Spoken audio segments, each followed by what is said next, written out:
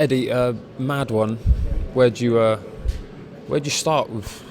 I mean, like I said, just I can't feel my legs. This is why the sport is so addictive. I knew this kid would be tough, and I said to Josh in the change room before the fight, the only way this kid can beat you is if you get reckless and give him the opportunity when you trade. And it's exactly what he did. People were just saying there, ring rust, no crowd. No. Lara, give Lara the credit. 22-year-old man changed his life, but devastating defeat. And first things first, make sure he's okay. He'll be back, but it just shows you how the sport can spin on its head.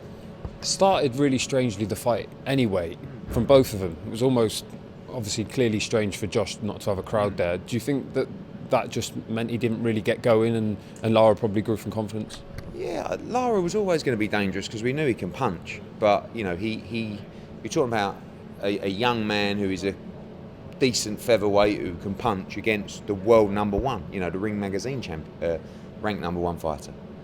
So you should be able to overcome that. Definitely ring rusty, definitely different, leads, looking around, there was no one there. But it was just the way that he started, the reckless nature of the performance.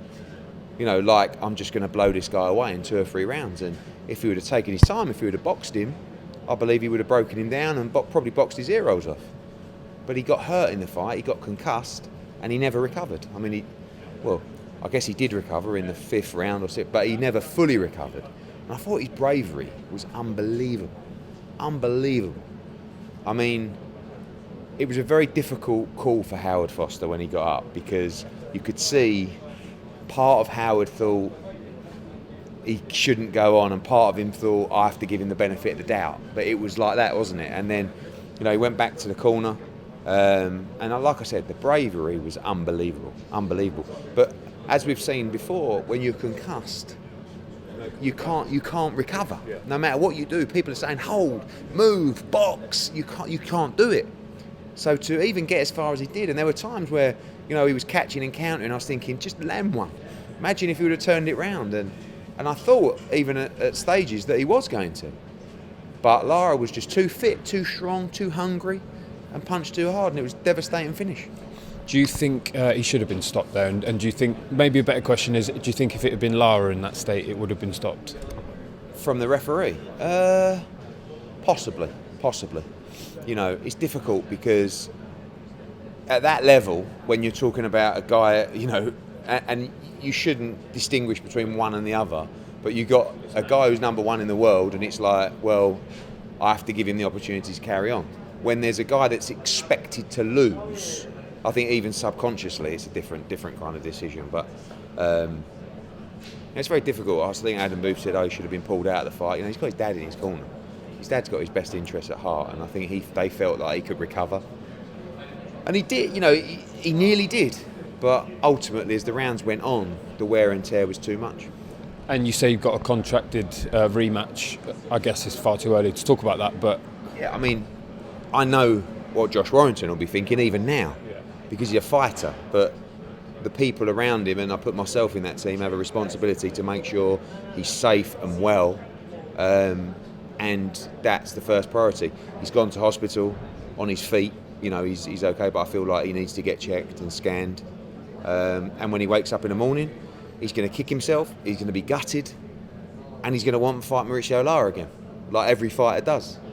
And it was one of the best fights I've seen up close, and one of the most thrilling fights. So the promoter in me says, wow, the rematch is massive, but the power in me says, just make sure he's all right.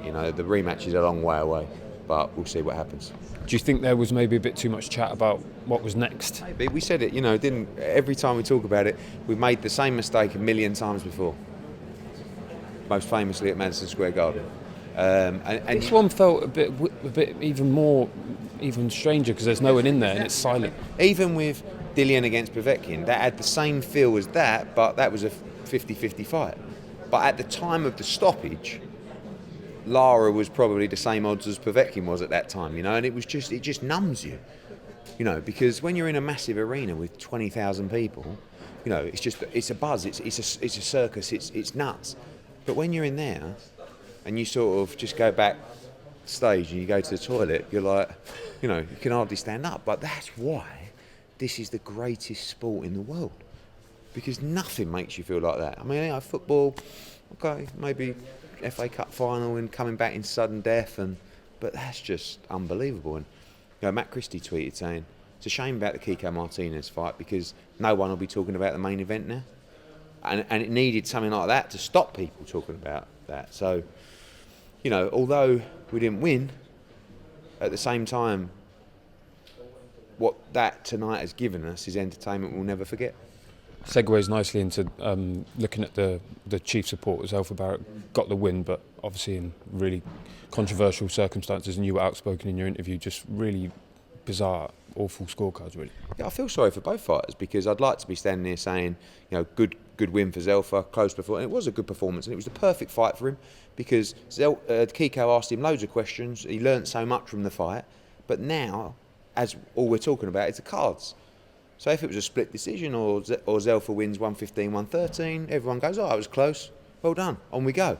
Now, people just talking about that card. And I can't... What, two of them? Yeah, but I can't lie to you. I don't feel... one stage I want to just say Zelfa's the man, but I've got to be honest and say that we're not going to be able to bring fighters here if they're not given any credit at all. So I think they gave him 2 rounds and a drawn round. But the worrying thing is, there's not one person, one fan, one critic, one commentator, one trainer, one manager, one fighter who scored the fight that way. Yet 2 British Boxing Board of Control judges did. And it affects me, it affects Zelfa, it affects boxing, that we can't just have, you look across Twitter, it's a draw, Zelfa's got it by 1, Kiko's got it by 1, Zelfa's got it by 2. That's fine, that's all fine. But, the most important thing for us is that he won. And he moves on. Again, we talk about, Warrington Lara rematch is a conversation for a couple of weeks' time. I just see he's over there, Zelfa. But Zelfa against Kiko in Manchester is a big fight. And he'll knock him out in the rematch. Right? But we got to look at if that's the right thing to do for his career. So, again, I loved the fight for Zelfa because there's no point just going out knocking out people who can't fight. He learnt tonight, he improved tonight. And, you're talking about a guy who's ranked number 5 or 6 in the IBF, Zelfa. So sooner or later, in the next 2 or 3 fights, he's going to get a call to go and fight in a final eliminator or a world title. And if you haven't had those kind of fights, you ain't ready. So, like I say, I'm happy with the performance, I'm happy with the fight. I'm just disappointed that they're talking about those 2 cards rather than, a really good fight. It happens all the time, though, and have you thought about how it can possibly be addressed, how it could possibly change? Because, like you say, it overshadows the whole fight for both guys. It overshadows everything. We had the same with Lewis Ritson. Yeah. Obviously, the Lewis Ritson fight was, in my opinion, was much worse. The cards were much worse than what we saw tonight.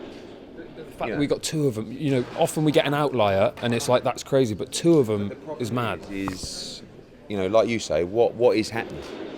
And for me, in the Lewis Ritson fight, what should have happened is, we have to ask if that judge is competent enough to put the careers of these fighters in his hands.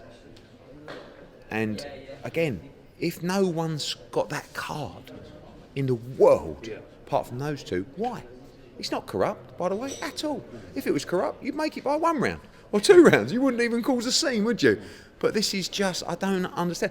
I would say one thing about the fight was that Kiko Martinez followed him around all night and the class work came from Zelfa Barrett. So if you like that, you would have Zelfa Barrett winning by a few rounds, but not 7. Do you know what I mean?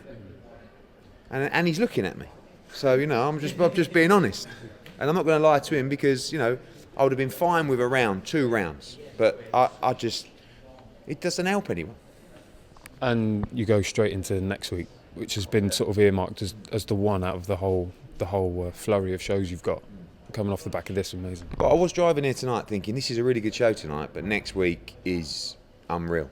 But I can't feel my legs, so something tells me tonight was pretty mad, and next week's just going to be balmy.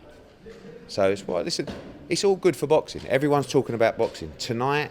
Social media, all sports fans are talking about boxing. Unfortunately, our man lost, and we never like that. I'd rather we won and no one was talking about it. But this is why it's the greatest sport in the world.